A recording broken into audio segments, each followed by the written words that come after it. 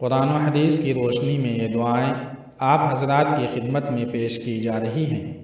ان چھوٹی چھوٹی دعاؤں کو اپنی روزمرہ کی زندگی میں اپنائیں، عمل میں لائیں اور بچوں کو بھی یاد کرائیں۔ جزاک اللہ خیرا۔ بسم اللہ الرحمن الرحیم۔ السلام علیکم ورحمۃ اللہ وبرکاتہ۔ ناظرین، آج ہم آپ کو میزبان کے گھر سے رخصت ہونے کی دعا کے بارے میں بتائیں گے۔ نبی کریم صلی اللہ علیہ وسلم جب کسی کے یہاں کھانا تناول فرماتے تو رخصت ہوتے وقت میزبان کو یہ دعا دیتے تھے: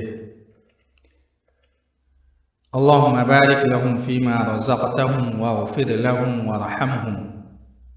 ایک مرتبہ پھر سن لیجئے: اللہم بارک لہم فیما رزقتہم واغفر لہم وارحمہم۔ ترجمہ: اے اللہ، ان کے رزق میں برکت عطا فرمائیے، ان کی مغفرت فرمائیے اور ان پر رحم فرمائیے۔ اس ویڈیو کو ثواب کی نیت سے زیادہ شیئر کریں۔